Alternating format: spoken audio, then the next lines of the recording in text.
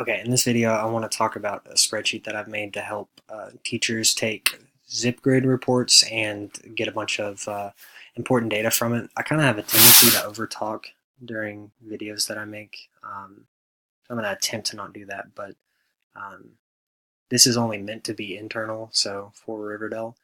So if you have more questions, I can always answer them, but I'm going to try to go quickly. Again, try to. But here I'm on ZipGrade, and if you don't know about ZipGrade, it's a good resource. It's a Scantron resource, and it allows you to quickly make Scantrons for any multiple choice test that you make out. In integrated 3, we decided to make all of our benchmarks multiple choice, so we're using ZipGrade to grade it. It makes it quicker. It also makes it a lot easier to gather the data that we're being asked to gather, and I'm hoping that this spreadsheet will help. So when I'm on ZipGrade and I click on our benchmark, you'll see under this page, it's all of the teachers. These are all of the preps and classes for all of our integrated 3 teachers. I'm Evans, so I'm going to click on filter for Evans 1. And this gives you some statistics, like a distribution of how your scores were for just my first period.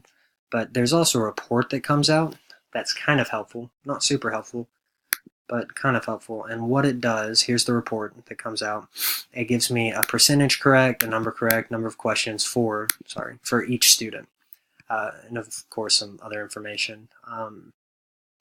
However, we need to be able to somehow take this data and tie it to standards. Like, how did my student here, Rihanna, do on the first standard we assessed and the second standard we assessed in terms of her percentage? Like, what was her percentage on each standard? So I've made a spreadsheet that if we paste here, this right here, the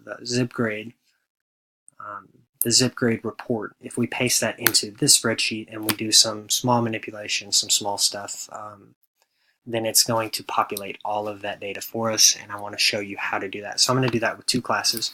Here's my first class, first period, and I got this report from ZipGrade, and I'm going to have to do another class so you'll see the whole process again.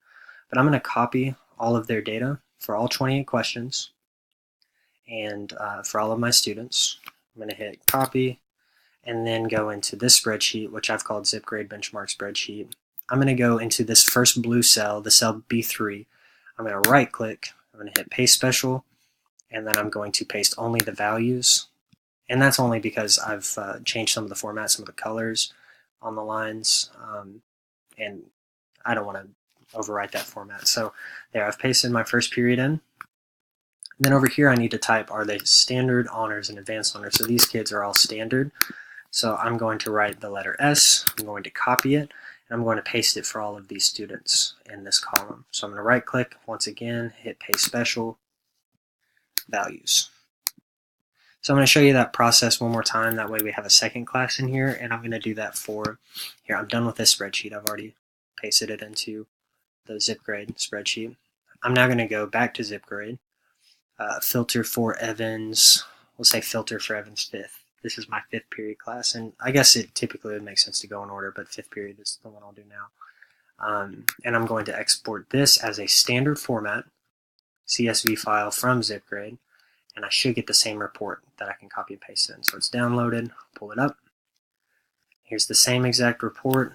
I'm going to, for this class, highlight all of my students and all of their data.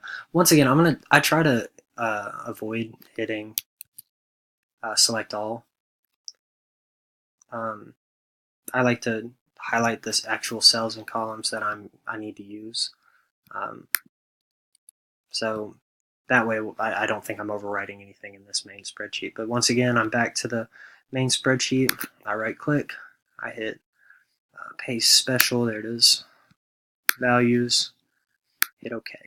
So that way I've only pasted in the values. Now this class is an advanced honors class, which I'm hoping you'll see from the reports here in a second. So I need to copy this advanced honors, this AH, and I'm going to paste it for all of my students in this class. So paste special, only the values, there it is, and hit OK.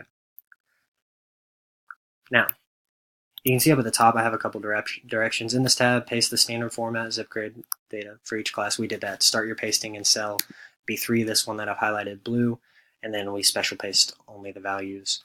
Then the next thing takes a little more time, but it's worthwhile to get the data out of it. It's this. In this tab, the second tab that I clicked, the input tab, you're going to type some information into the light blue cells, and it's the following. First off, what was the class code that you gave each class in zip grade? So I called my classes Evans 1, Evans 2, Evans 3, but you could have said Smith _ period 1, or Jones / PD1. It just depends on what your code was in zip grade. So I typed those in. Then right here, I'm going to skip to the result ranges. These are the ranges that you and your team decide on. Depends on what your benchmark looked like. However, so you and your team decide the result ranges. So something that's common is our grading scale. So we could say below 70 is basic. Then we could say from 70 to maybe a 75, which is kind of the range of a D is approaching, and then from 75 on towards, we'll say, 85 maybe, and then from 85 to 100. So I've kind of made it match our grading scale a little bit, but below 70 is basic, from 70 to 75 is approaching, on track is 75 to 85, and mastered is 85 to 100. I said make sure the values connect. It's the way that I've written the formulas here. Just make sure that the values do connect. Like I wouldn't want to say below 70 and then from 71 to 75 and 76 to 85 and then 86. I want those values to connect. And then after changing this, everything else will populate. So all of your percentages will be based on these ranges that you've set up. The hardest part of this is going to be the standards. First off, I'm giving the standards codes in my formula. So instead of saying in3.f.if.a.1, this whole interpreting functions standard for us in integrated 3, I'm just going to call it S1 in the cell. So you need to tell me what your standard codes are, and you type those into the blue cells. And then below it is the toughest part, but if you do this as a PLC, it makes it a lot quicker.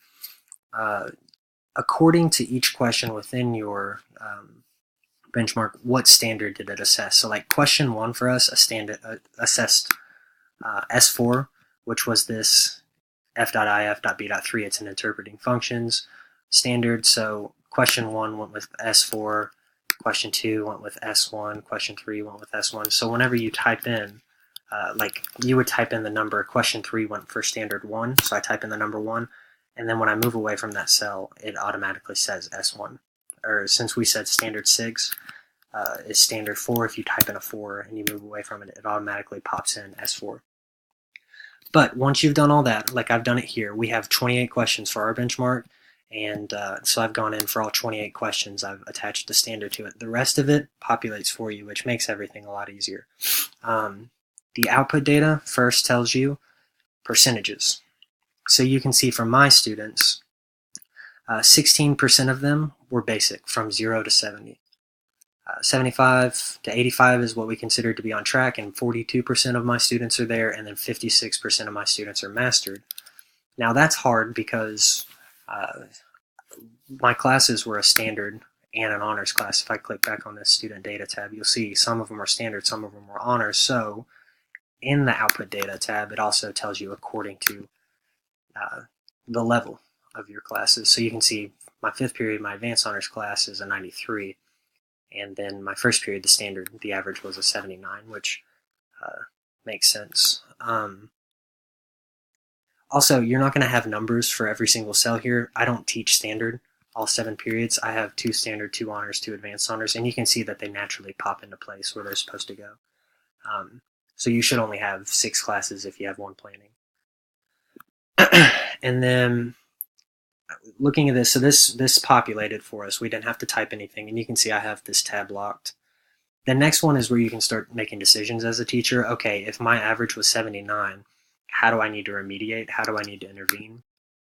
And this tab tells me. So they're highlighted mostly if there's some standard that is that's needing to be remediated. So like, I mean, you can see Brandon here has one standard he needs to be remediated on, where Dynell here has 3 standards he needs to be remediated on, and it gives me percentages per student per standard.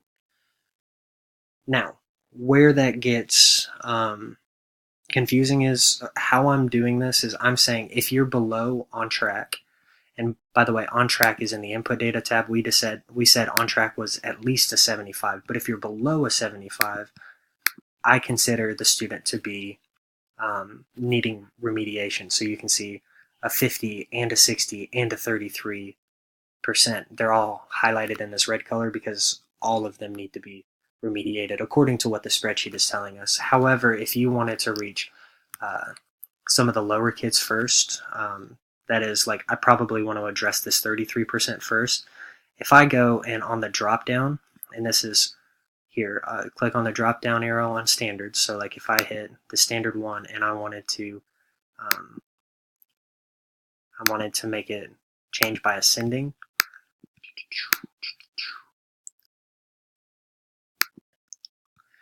oh, I need to change a setting. Hold on. Okay, sorry, I had to change a setting on this.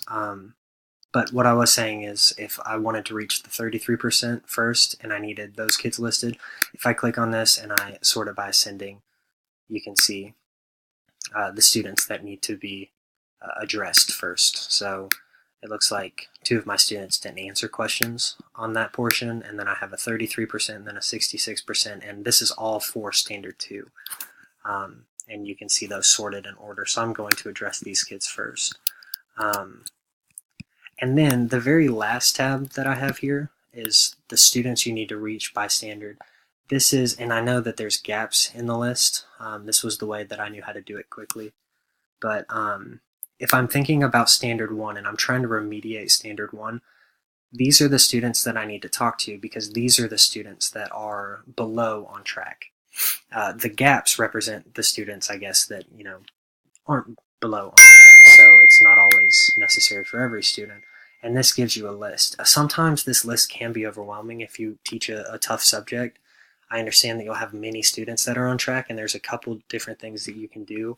You can talk with your team about what is an appropriate, not what's comfortable for the teacher, not what's comfortable for the teacher, but what's an appropriate value for on track. And then a lot of times setting the correct on track value from this to that will change the number of students you have to remediate. However,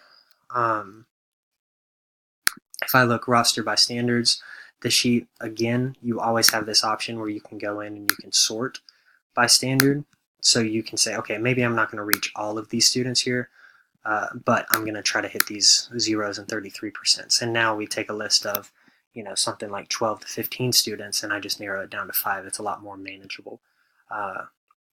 And I would argue that the point of all of the data, because this is a lot of data, once you have it, is not to reach every kid perfectly the first time you look at a set of data. I mean, that would be ideal, but we are all human. I would say using it to make some achievable decisions, some things that you can measure, like saying, okay, a decision I can make is I have a 4 standard assessment. Yes, there's 28 items, but if I look at my standards, I could have 4 days in my Tomahawk time where I talk about these standards, and I need to make sure that in my Tomahawk time I have these students here for standard 1. And if I wanted to do the same thing for standard 3, I can make sure that I have these students here in my Tomahawk time, or talk to them and meet them after school. But this also, it helps you make many decisions. And those decisions can include who's in your Tomahawk time, and see, I'm already doing the thing where I overtalk. Anyway, I'm hoping what this does is it takes kind of the burden off of the teacher some of collecting the data, and it helps you to have the data quicker so that you can start making some good decisions with it. But 14 minutes and 50 seconds is long enough.